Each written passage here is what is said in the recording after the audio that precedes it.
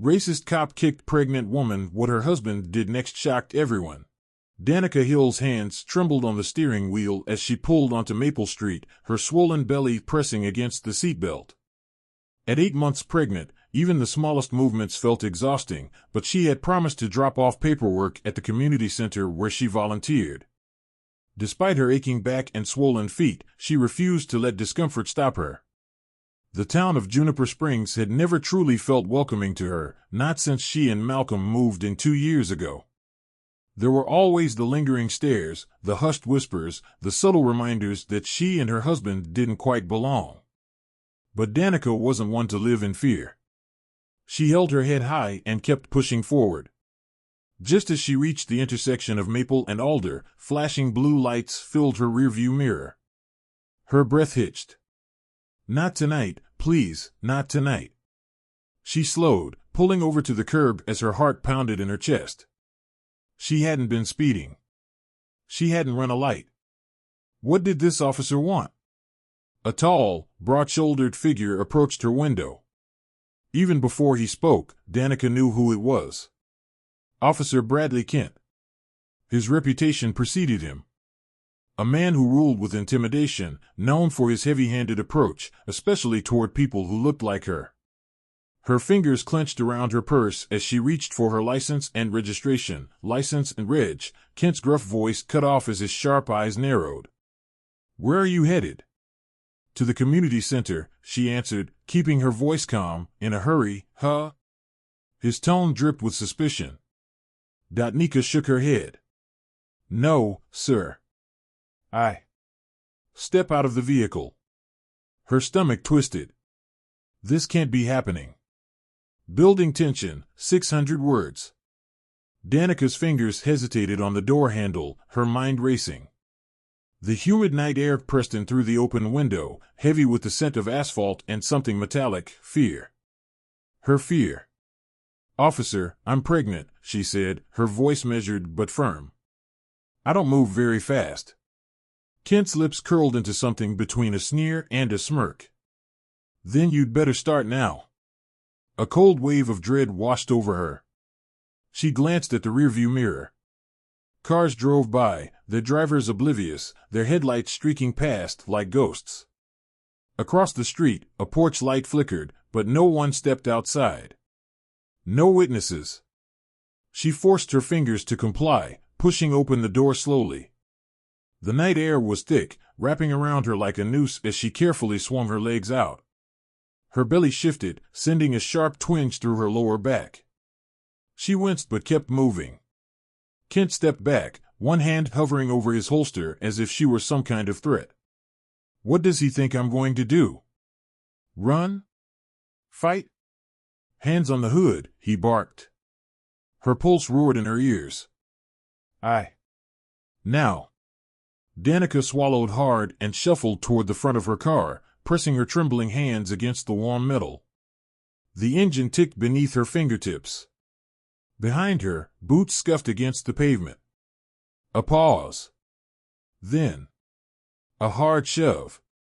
Danica yelped as her balance faltered, her stomach twisting as she fought to stay upright. Her hand splayed against the hood, nails scraping paint. Please, she gasped. Another shove. This time, her knee buckled. Her shoulders slammed into the car. Pain flared across her belly, sharp and immediate. Gasps. A voice from somewhere, someone watching. Hey! She's pregnant. Kent didn't turn. Instead, he leaned in close, his breath hot against her ear. Stay down. Tears blurred her vision.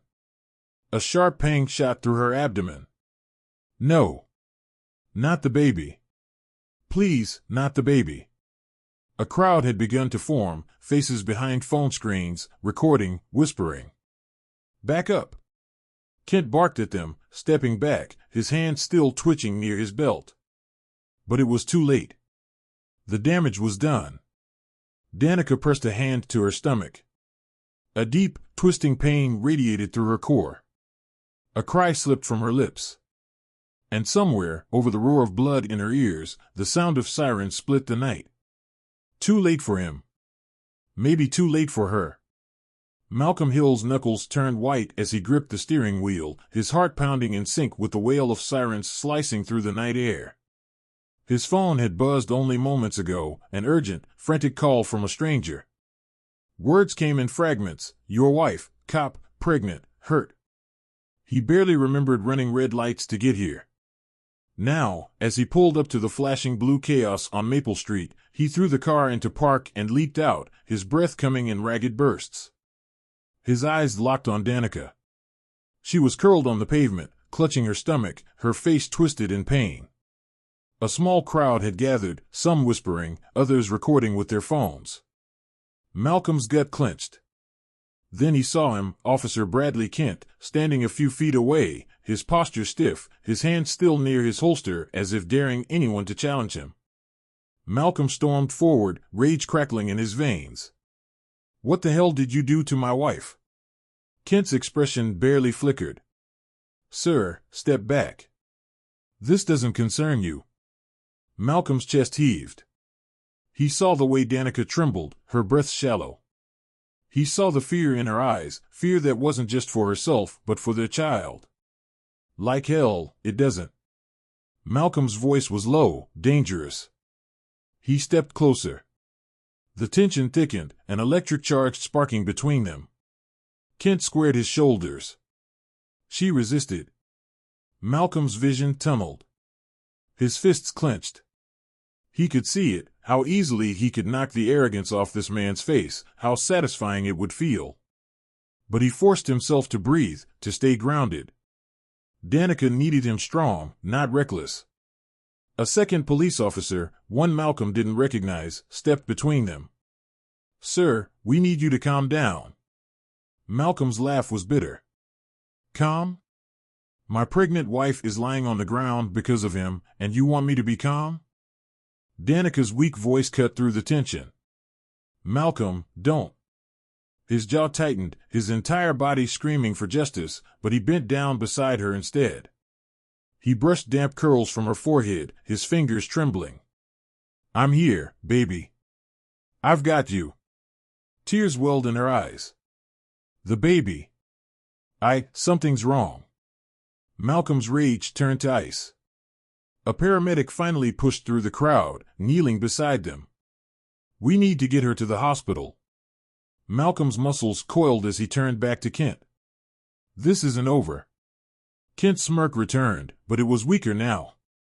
He had underestimated Malcolm. A mistake he wouldn't make again. As the ambulance doors slammed shut behind him, Malcolm knew one thing for sure: Officer Kent would regret ever laying a hand on his family. Malcolm sat in the hospital waiting room, his leg bouncing furiously.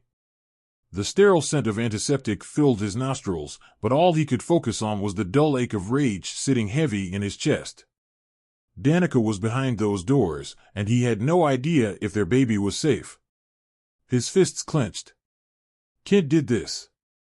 The door swung open, and a doctor emerged, his expression unreadable.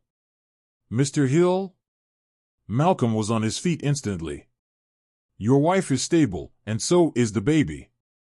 But she needed rest, her blood pressure was dangerously high from the stress. We'll continue monitoring her." Relief hit Malcolm like a tidal wave, but it didn't wash away his fury. Danica had nearly lost their child because of a man drunk on power, and Malcolm wasn't going to let that slide. His phone vibrated. A message from an unknown number: "You don't know who you're messing with. Walk away." Malcolm stared at the screen, his breath slow and controlled. A threat? From Kent? Does he think he can intimidate me? He tucked his phone into his pocket and walked into Danica's room.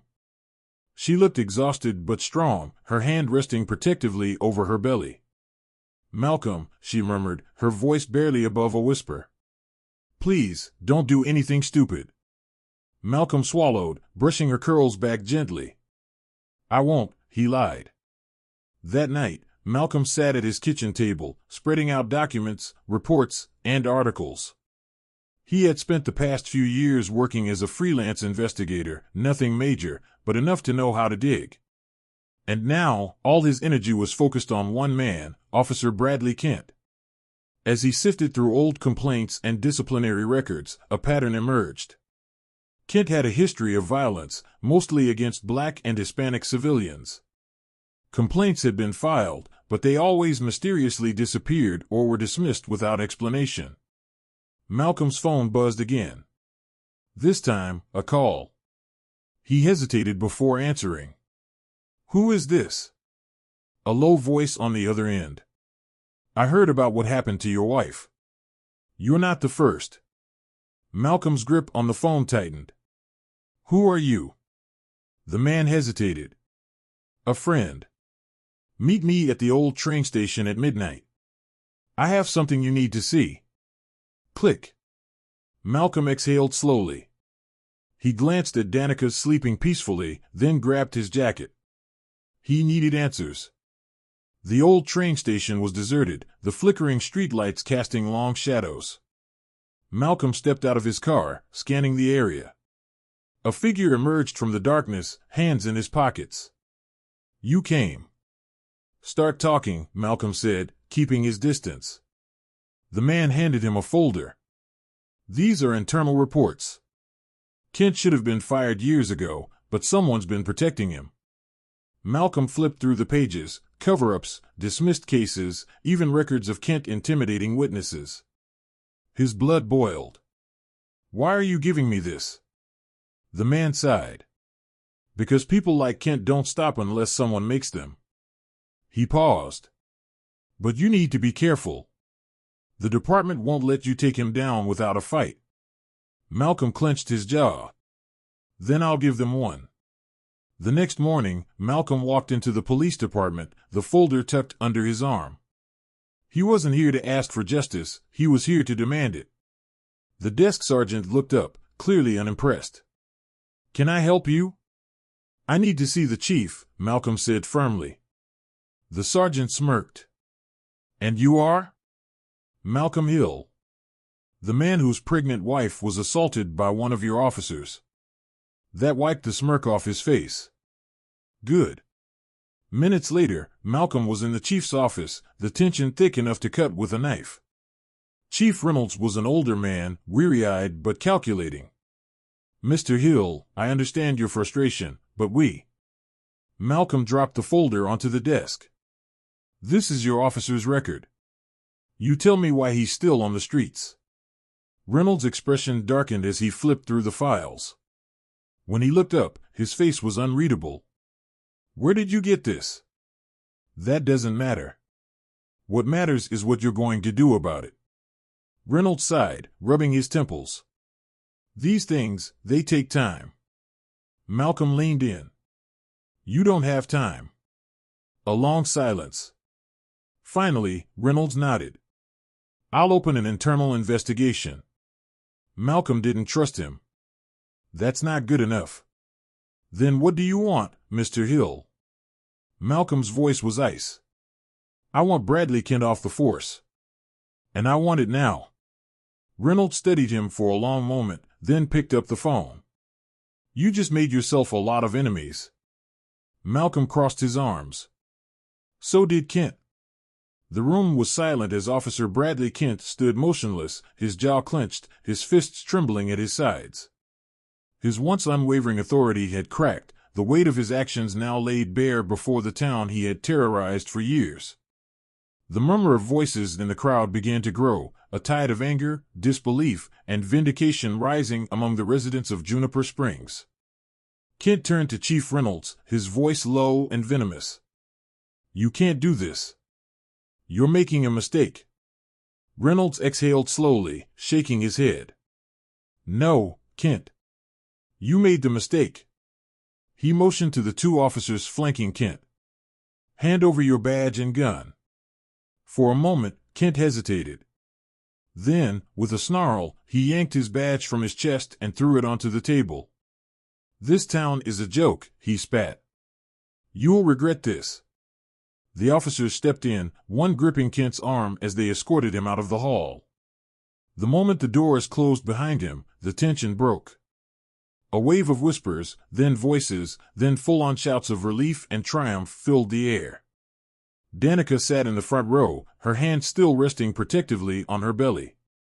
Malcolm turned to her, kneeling beside her chair. "It's over," he whispered, his fingers brushing against hers. She exhaled, tears pooling in her eyes. "For now." Malcolm squeezed her hand. She was right. One bad cop being removed wasn't going to change the years of damage done to their community overnight. But it was a start. The next morning, Malcolm woke to a flood of notifications. Messages from strangers, news articles already circulating, footage of his speech and Kent's outburst spreading like wildfire. One message stood out: "We need more people like you. Don't stop now." He sighed, running a hand through his hair. He had wanted justice for Danica, but now, people were looking to him for something more.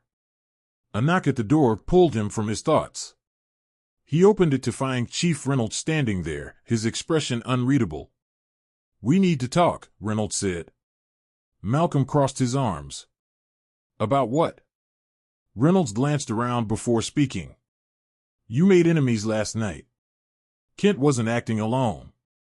If you keep pushing, you're going to find yourself in the crosshairs." Malcolm felt the anger bubble up again. "Are you warning me?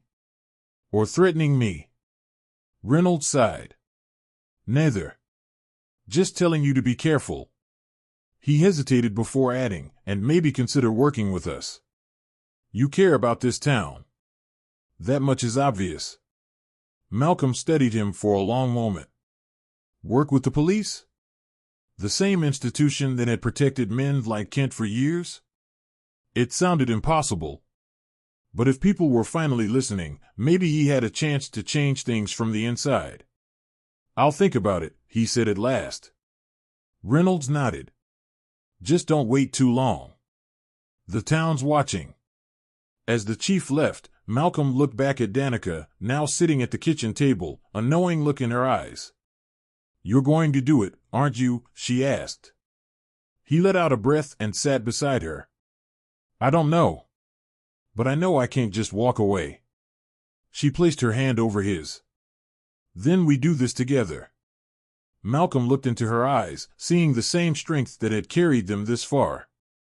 Whatever came next, they would face it head-on, together. Malcolm sat on the porch, watching the sun dip below the horizon, the sky painted in hues of deep orange and purple. The air was thick with the scent of rain-soaked earth, a reminder of the storm that had passed, both outside and within him. He could still feel the tension coiled in his muscles, the remnants of the battle he had fought. But as Danica stepped onto the porch, her presence grounded him. She lowered herself onto the chair beside him, her hand resting on her belly. "You're quiet," she murmured. Malcolm exhaled, running a hand over his face. "Just thinking." Danica tilted her head. "About what?" He hesitated, then looked at her. "About everything. About how one fight doesn't fix a broken system. About how many more people like Kent are out there. And how easy it is to let anger drive you." Danica nodded, her fingers lacing through his. "It's not just about fighting, Malcolm. It's about knowing what you're fighting for." He sighed, his grip tightening around hers. "I wanted justice for you. For us. But I realized that justice isn't just getting rid of one bad cop. It's about making sure there aren't more like him." She squeezed his hand. "And that means working for change. Not just reacting to injustice, but preventing it." Malcolm leaned back, staring up at the darkening sky. "Reynolds offered me a chance to help. To work with them, to bring accountability from the inside." Danica studied him. "And? I don't know if I can trust them," he admitted. "But if I don't step up, who will?" She smiled softly. "That's the man I married." He turned to her, brushing a loose curl from her face. "You think I can make a difference?" She nodded. "I think you already have." A quiet moment passed between them, filled with understanding. Malcolm took a deep breath. He had spent so long fighting against the system that he had never considered what it would mean to fight from within it. But maybe Danica was right. Maybe change didn't come from rage alone. Maybe it came from persistence, from refusing to walk away even when the fight felt impossible. The world wouldn't change overnight. But it could start with him. Danica shifted, wincing slightly as their baby kicked. Malcolm placed a hand over hers, feeling the tiny movement beneath her skin. "This," she whispered, "is why we fight." Malcolm smiled, the tension in his chest easing. "Then we keep going." Malcolm stood at the edge of the community center steps, his gaze sweeping over the crowd gathered before him. People of all ages had come together, some curious, others cautious, but many hopeful. It was the first time in a long while that the town of Juniper Springs felt unified. He cleared his throat, gripping the microphone tightly. "For too long, we've allowed fear and silence to dictate our lives. We've watched injustice happen and told ourselves that nothing could be done. But that changes now." Murmurs of agreement rippled through the crowd. Danica stood in the front row, her hands resting on her belly, pride shining in her eyes. Malcolm continued, his voice steady. "This isn't just about one man, one officer, or one act of violence. It's about a system that's failed too many. And if we want change, we have to build it together." A young boy raised his hand. "But how?" Malcolm smiled, crouching slightly to meet the child's gaze. "By holding people accountable. By voting. By making sure our voices are heard every single time." Applause erupted. The energy in the air shifted. This was more than a speech, it was a movement.